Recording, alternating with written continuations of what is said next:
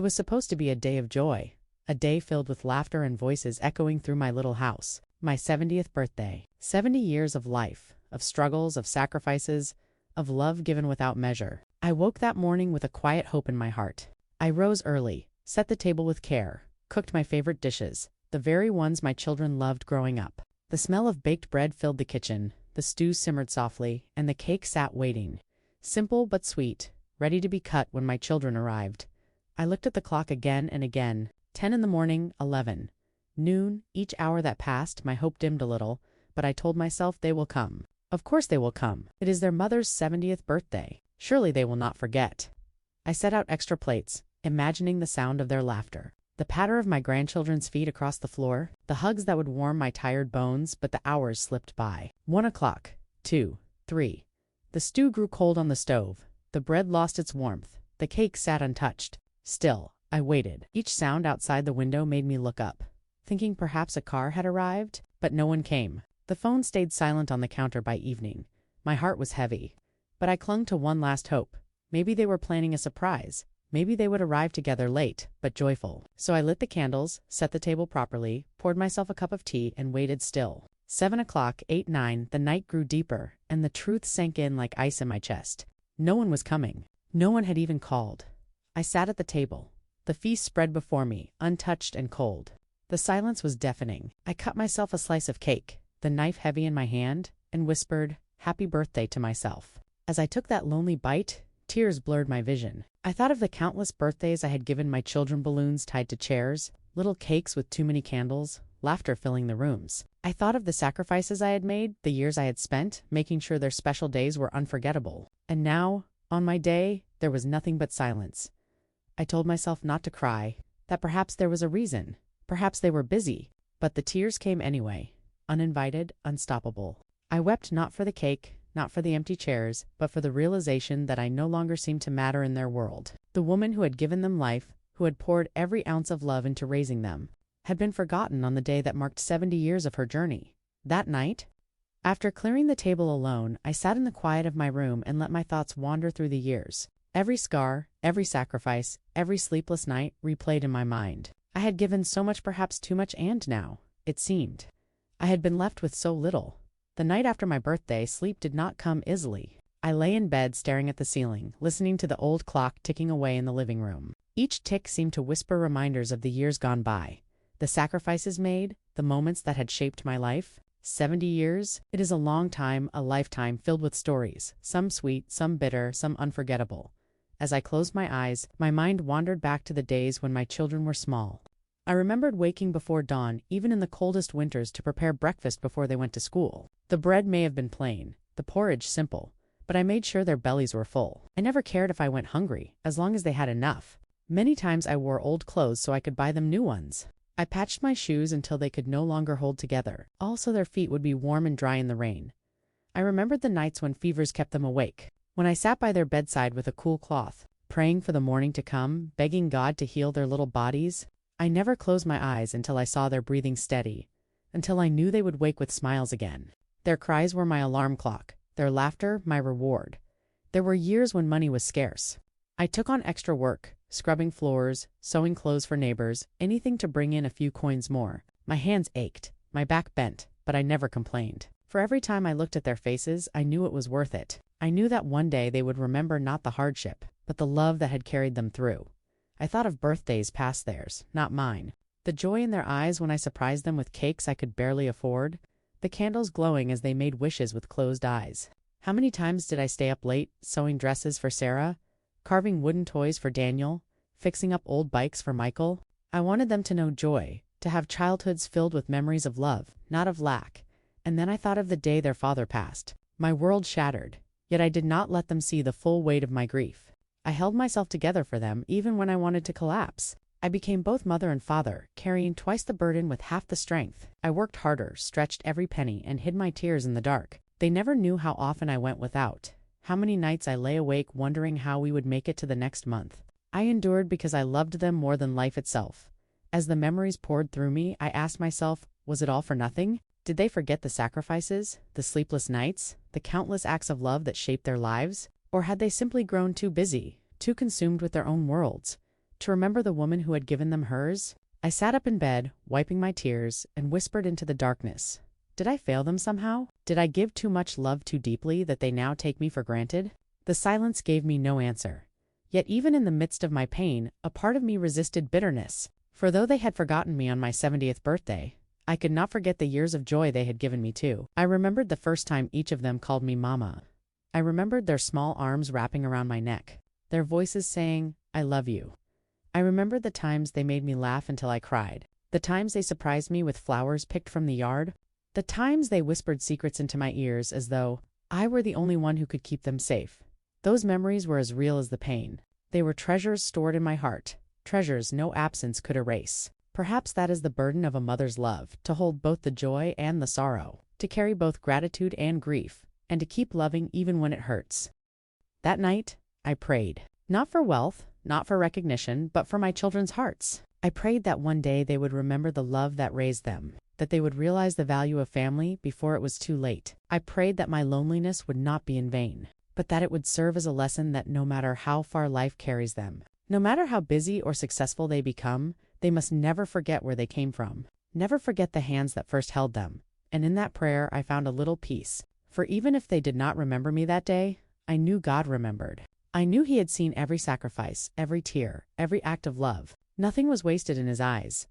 The next morning, I rose again with tired eyes but a determined spirit. I cleaned the house, put away the untouched food, wrapped the cake for the neighbors. If my children had forgotten me, I would not waste the love in my heart. I would still give, still serve, still love because that is who I am. And as I did these small tasks, I felt the stirrings of something I had not expected. A quiet strength, a resilience born from years of giving. Perhaps they had hurt me deeply, but they had not broken me. I was still here. I was still a mother, and I still had love to give. 3 days passed after my birthday, each one heavy with silence. I tried to distract myself with simple things, tending to the garden, knitting, reading old books, but the emptiness clung to me. Every time I passed the dining table, I saw it as it had been that night. The plates set, the candles unlit, the food untouched. It was as if the table itself remembered, mocking me with its quietness. On the 4th day, as I was folding laundry, the phone rang. My heart jumped. I stared at it for a long moment before answering, almost afraid of what voice I would hear. Slowly, I picked it up and pressed it to my ear. "Hello, Mama." It was Sarah. My daughter's voice, soft and hesitant, carried through the line. For a moment, I couldn't speak. My throat tightened with all the words I had swallowed in the last few days. "Sarah," I finally whispered. There was silence on the other end before she spoke again. "Mama, I'm so sorry. I should have called. We should have come. I don't know what happened. We were all busy, caught up in our lives, and I forgot." Her voice cracked. "I forgot your birthday. 70 years. How could I forget?" I sat down slowly, my legs weak beneath me. I wanted to be angry, to let the sharpness of my pain spill out. But as I listened to my daughter cry, I felt the familiar tug of a mother's heart. Anger burned, yes, but love still lived beneath it. "Sarah," I said softly, though my voice trembled, "do you know what it feels like to sit at a table you prepared with your own hands, and wait for your children to come? And no one comes. To wait by the phone, hoping it will ring, and it never does. Do you know how heavy that silence is?" She sobbed quietly. "Mama, please don't say that. I can't bear it. I was wrong. I was selfish. I thought there would be more time. I thought one day wouldn't matter. But now I see. I hurt you deeply." Her words cut into me, both a wound and a balm. At last, someone had spoken the truth, acknowledged the pain I had carried alone. Yet the hurt lingered, raw and sharp. I closed my eyes, remembering her as a little girl, tugging at my skirt, asking me to braid her hair before school. I remembered her small hand in mine, the trust in her eyes. And now, here she was, a grown woman, begging for forgiveness. "Sarah," I whispered, "I raised you to remember family. I taught you that love is shown not just in words, but in presence, in actions. How could you forget me on a day like that?" "I don't deserve your forgiveness," she said through tears. "But Mama, please, please give me another chance. Let me make it right. I'll come tomorrow. I'll bring the children. I'll cook for you. I'll do anything." I sat in silence, my heart battling itself. One part of me longed to forgive instantly, to erase the pain with a mother's love. Another part wanted her to sit with the weight of her actions, to understand that wounds do not close so easily. Finally, I said, "Sarah, forgiveness is not a gift to be demanded. It is a seed that must be watered with change. You say you are sorry, then let me see it in the days to come. Do not just come tomorrow with flowers or food. Come every day with respect, with honesty, with love." Do not wait until I am gone to realize the value of your mother. For when I am gone, no apologies will reach me." Her sobs grew louder. "I promise, Mama. I promise I will do better. Please let me come tomorrow. Please let me hold you and say happy birthday, even if it's late." Tears streamed down my face. I wanted to resist, but my heart softened. A mother's love, though bruised, does not vanish. "Come, Sarah," I whispered. "Bring the children. We will eat together. But remember, this is not about one day. This is about every day that you still have with me." When I hung up the phone, I sat quietly, my hands trembling. My heart was both heavy and light. Heavy with the memory of the birthday I had spent alone, but light with the hope that perhaps, just perhaps, change was still possible. The next day, Sarah arrived with her children. They ran into the house, their laughter filling the silence that had haunted me for days. Sarah hugged me tightly, her tears wetting my shoulder. She whispered, "Happy birthday, Mama," again and again, as if trying to rewrite the past. We sat together, ate together, laughed a little through the tears. But though the table was full, a part of me still ached. Forgiveness had begun, but healing would take time. Trust, once broken, cannot be mended in a single visit. Yet, as I watched my grandchildren play, I thought to myself, perhaps this is the second chance I prayed for. Perhaps this pain will not be wasted if it teaches them to love better, to remember family before it is too late. That night, after they left, I sat again by the window. The house quiet once more, but the silence no longer felt quite as heavy. I had heard their voices, felt their arms, tasted laughter again. And in that fragile hope, I found the strength to take one step closer to forgiveness. The days after Sarah's visit felt different. The house was still quiet most of the time, but it no longer carried the same weight of abandonment. Her words echoed in my mind, her promise to do better, to make time, to not take me for granted again. And though I held on to a cautious hope, I also knew that promises are easy to speak and harder to live. I did not expect miracles overnight. Forgiveness, I had learned, is not a door that swings open all at once. It is a slow turning of the heart, a step-by-step release of pain. And yet, I chose to begin. Because if I clung to bitterness, it would only poison me. My children's neglect had hurt me, yes, but my refusal to forgive would hurt me even more. Each morning as I prepared my tea, I asked myself, what is the legacy I wish to leave behind? Do I want my children to remember me as a woman who held grudges, or as a mother who loved them even when they failed? Life had already shown me enough sorrow. I did not want my final years to be marked by resentment. One evening, I sat with my journal and wrote a letter not to send, but to remind myself. It began simply, "My dear children, one day, when I am no longer here, you will look back and remember me. I pray that you will not remember the times you forgot, but the times you loved. And I hope you will learn that every moment you wasted in anger, in busyness, in forgetting was a moment lost forever. Life is shorter than you think. Value it while you can."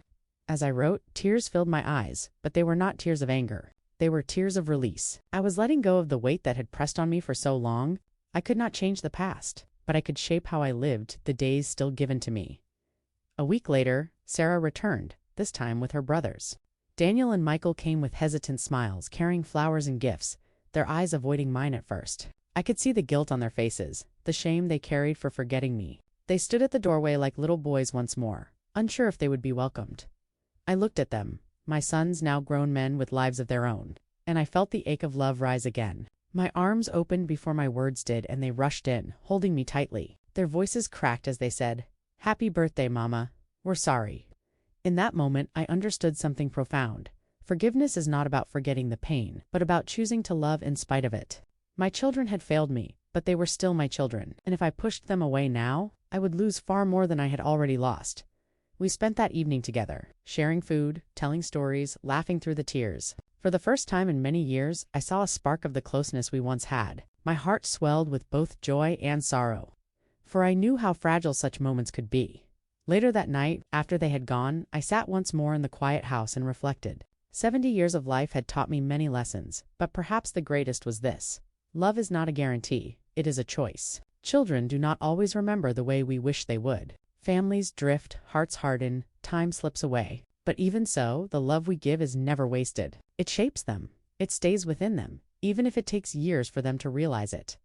I thought back to that lonely birthday night, when I whispered happy birthday to myself over a slice of cake. The pain of that evening would never fully vanish, but now it carried meaning. For in that moment of despair, I had discovered a deeper strength, and in the days that followed, I had found my voice, spoken my truth, and allowed reconciliation to begin. There were still questions in my heart. Could I truly forgive them? Could I trust them not to forget again? Forgiveness is a gift, but it also requires wisdom. I did not want them to believe that my love was permission to neglect me. So I decided that forgiveness would not only be words, it would be a teaching, a reminder that family must never be taken for granted. So when they visited again the following Sunday, I gathered them around the table. We ate together, the laughter lighter this time, the atmosphere warmer. After the meal, I folded my hands and looked at them, my 3 grown children, sitting before me with eyes lowered like children waiting for correction. "My darlings," I said softly, "I am grateful you are here. I am grateful for your apologies. But I must tell you something important. You must understand that a parent's love is deep, but it is not endless in time. One day, I will no longer be here. One day this chair will be empty, this house will be silent forever. And then, you will realize how precious these moments are. Do not wait until I am gone to honor me. Do not wait until the grave to bring flowers. Love is meant for the living." They nodded silently, their eyes wet with tears.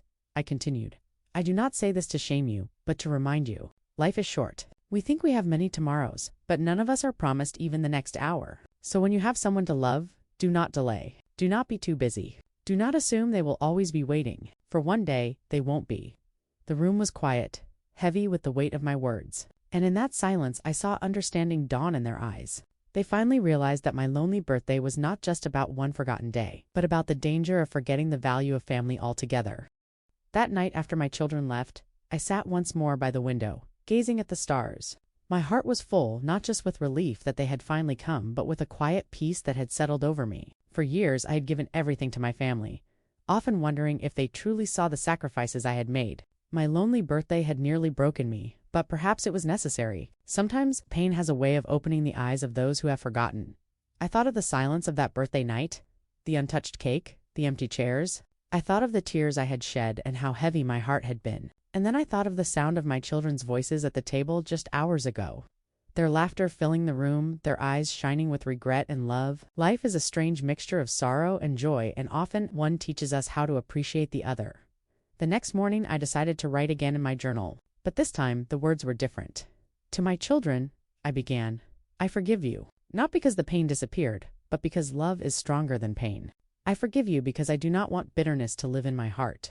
I forgive you because tomorrow is not promised, and I wish to leave you with love, not resentment. But I also ask this: do not forget again. Do not wait until the people you love are gone to show them what they mean to you. 4. Love unspoken. Visits never made. Birthdays forgotten. These are wounds that cannot be healed once the chance is lost."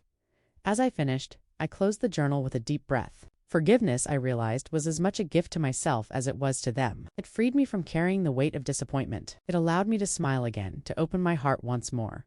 The following Sunday, my house was full again. My children returned, this time without guilt driving them, but love. They brought food, laughter, and stories. My grandchildren played on the floor, their little voices filling the house with the kind of music that heals wounds. And as I watched them, I thought to myself, this is what I prayed for.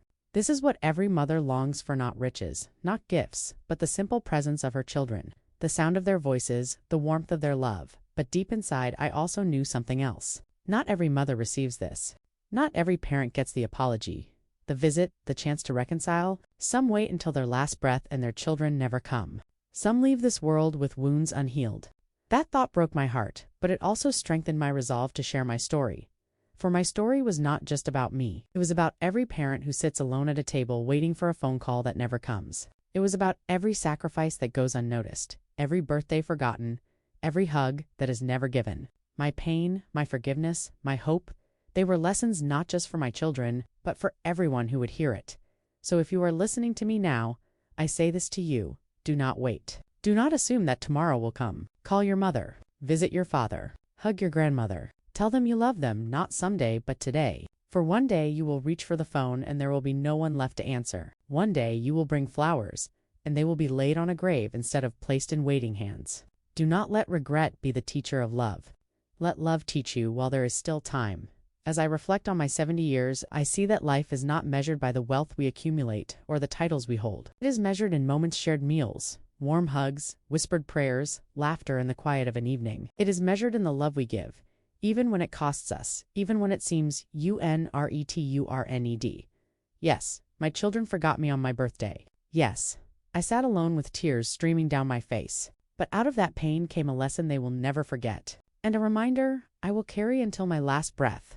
That love, though sometimes neglected, still has the power to heal, to restore, to inspire. And so, as I close this chapter of my life, I do not do so with bitterness. I do so with hope that my story will not only change my children, but also those who hear it.